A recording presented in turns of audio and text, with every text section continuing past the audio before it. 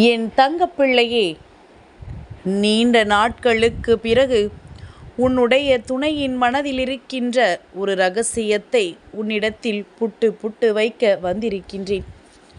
என் தங்கமே, உன்னுடைய துணையின் மனதில் இந்த ஒரு இரகசியம் இருந்து கொண்டிருப்பதனால்தான் உன்னுடைய வாழ்க்கையில் சில பிரச்சனைகளை நீ அதிகமாக சந்தித்து கொண்டிருக்கின்றாய். அவரின் மனதில் இருக்கின்ற இந்த இரகசியம் என்று உனக்கு தெரிய வருகின்றதோ அன்றே உன்னுடைய வாழ்க்கையில் இருக்கின்ற அத்தனை கஷ்டங்களுக்கும் உனக்கு பதில் கிடைத்துவிடும். ஏனென்றால் நீண்ட நாட்களாகவே என்னுடைய பிள்ளை நீ குழப்பத்தில் தவித்து நின்று கொண்டிருக்கின்றாய். வாழ்க்கையில் குழப்பங்கள் அதிகமாகும் பொழுது மனதில் நிம்மதி இல்லாமல் போய்விடும் அல்லவா? எந்த ஒரு காரியத்தை செய்தாலும் நம் செயலில் சரியான கவனம் இருக்காது. ஏனென்றால் மனது முழுவதும் அந்த குழப்பத்திலேயே இருந்து கொண்டிருக்கும். நம்முடைய துணையின் நடவடிக்கைகள் ஏன் இப்படி இருக்கின்றது? அவரிடத்தில் ஏதோ ஒரு விஷயம் இருக்கின்றது. அதை நம்மிடத்தில் சொல்ல முடியாமல் தான் இப்படி இருந்து கொண்டிருக்கின்றார்கள். ஒருவேளை அவர் வழி தடுமாறி சென்று விட்டார்களா, அல்லது அவர்கள் வாழ்க்கையில் வேறு யாரும் வந்து விட்டார்களா என்றெல்லாம் என் குழந்தைக்கு சிந்தனைகள் செல்லத் தொடங்கிவிட்டது. ஏனென்றால் உன்னுடைய துணையினுடைய நடவடிக்கைகள் உனக்கே அத்தனை சந்தேகத்தையும் கொண்டு வந்து கொடுத்து விட்டது. சரி, அப்படியானால் அவர் உண்மையில் என்ன செய்து கொண்டிருக்கின்றார்? அவர் மனதில் என்ன இருக்கின்றது? அவர் வாழ்க்கையில் என்ன நடந்து கொண்டிருக்கின்றது என்பதை பற்றி உனக்கு சொல்லிவிட்டால் நிச்சயமாக உன்னுடைய குழப்பங்கள் எல்லாமே தீர்ந்துவிடும் அல்லவா? உன்னுடைய இந்த குழப்பத்திற்கு தீர்வினைத்தான் உன் வராகி அம்மா நான் இன்று கொண்டு வந்திருக்கின்றேன். என் தங்கமே, உன்னுடைய மனதில் இருக்கின்ற மிக பெரிய ஒரு இரகசியம் எனக்கு தெரிந்தது. உன்னுடைய இரகசியமும் அவரினுடைய இரகசியமும் ஏறக்குறைய ஒன்றாகத்தான் இருக்கின்றது. அப்படியான பிரச்சனைகள் எதுவும் இல்லாத இரகசியம்தான் என்பதனை இப்பொழுது நீ புரிந்து கொண்டிருப்பாய். ஏனென்றால் உன்னுடைய மனதில் தவறு இல்லை. அப்படியானால் அவரினுடைய மனதில் இருப்பதும் தவறு இருப்பதில்லை என்பதனை நீ புரிந்து கொள். என் தங்கமே, முதலில் இந்த வாழ்க்கையில் இந்த பிரச்சனை உனக்கு ஏன் வந்தது என்று ஒரு முறை சிந்தித்து பார்த்தாயா? வாழ்க்கை துணை என்பது உன்னோடு காலம் முழுவதும் வரக்கூடியவர்கள். இருந்தாலும் என் பிள்ளை நீ அங்கே சண்டைகளும் சச்சரவுகளும் அதிகமாக இருப்பதற்கான காரணத்தை ஒரு முறையாவது புரிந்து கொண்டாயா? கடைசியில் பிரச்சனை என்ற ஒன்று வந்து பிரிந்து சென்றவுடன் நான் தனிமையில் இருக்கின்றேன், எனக்கு யாரும் இல்லை என்று அழுது புலம்ப வேண்டியது. என்னுடைய உறவை மீண்டும் என்னிடம் தந்துவிடுங்கள் தாயே என்று என் முன்னால் வந்து கேட்பது. இப்படித்தான் உன்னுடைய வாழ்க்கை சென்று கொண்டிருக்கின்றது. என் குழந்தையே, முதலில் உன்னுடைய வாழ்க்கை உன்னை சுற்றி நடக்கின்ற சில விஷயங்களை உனக்கு சற்று வித்தியாசமாகத்தான் காண்பிக்கின்றது. நீ சரி என்று நினைப்பதை தவறாகவும், தவறென்று நினைப்பதை சரியாகவும் உனக்கு காட்டி கொடுத்து கொண்டிருக்கின்றது. என் பிள்ளை, இப்படி உன்னுடைய வாழ்க்கையில் சில விஷயங்கள் நடப்பதனால் நீ ஒவ்வொரு நாளும் மனதளவில் மிக பெரிய வேதனைகளையும் சோதனைகளையும் சந்தித்து கொண்டிருக்கின்றாய். இப்பொழுது உன்னுடைய துணை செய்கின்ற சில விஷயங்கள் உனக்கு அந்த அளவிற்கு மன உளைச்சலை சந்தேகமாக கொடுத்து விட்டது. உன் மனது குழப்பமும் அடைந்து விட்டது.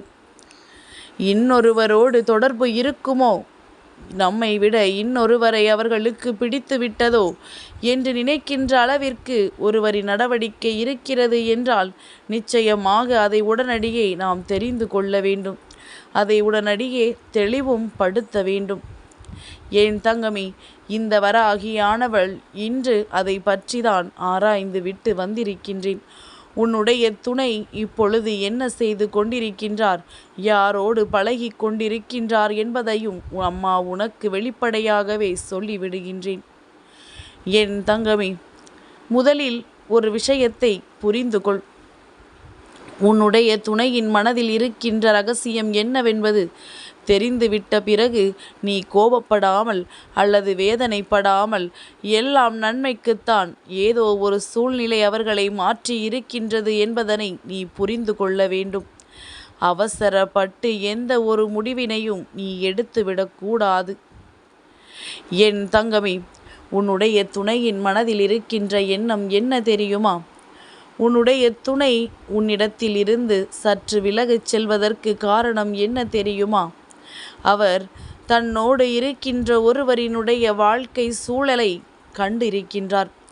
அந்த வாழ்க்கை சூழ்நிலை அவருக்கு என்ன கற்றுக் கொடுத்திருக்கின்றது தெரியுமா? அதிகமான அன்பு ஆபத்தில் போய் முடியும் என்பதை கற்றுக் கொடுத்திருக்கின்றது.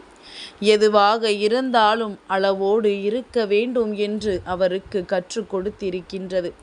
ஏனென்றால் அவர் கண்ட அந்த உறவுகளினுடைய வாழ்க்கை அதிகமான அன்பை வைத்து ஒருவரின் மீது அதிகமான எப்பொழுதுமே அக்கறையை காட்டியதோடு மட்டுமல்லாமல், யாரிடத்தில் பேசினாலும் குற்றம், தன்னை தவிர யாரிடத்திலும் எந்த ஒரு பழக்க வழக்கங்களும் வைத்து கொள்ளக்கூடாது என்று கட்டுப்பாடுகளை விதித்ததோடு மட்டுமல்லாமல், அவர்களை தன்னுடைய கட்டுப்பாட்டில் எந்நாளும் வைத்து கொண்டிருந்ததனால் அந்த உறவே இன்று முறிந்து போய்விட்டது. அதனால் உன்னுடைய துணை மனதில் நினைத்தது என்ன தெரியுமா? என்ன நடந்தாலும் பரவாயில்லை, உனக்கானதை நீ பெற்று கொள்ள வேண்டும். உன்னுடைய சுதந்திரத்திற்கு அவர் ஒருபொழுதும் தடையாக இருக்க விரும்பவில்லை. மாறாக எதை செய்ய நினைத்தாலும் நீ அதை சுதந்திரமாக செய்யலாம் என்கின்ற ஒரு நிபந்தனை இப்பொழுது உன் வாழ்க்கையில் வந்திருக்கின்றதல்லவா? அதற்கு காரணம் இந்த விஷயம்தான்.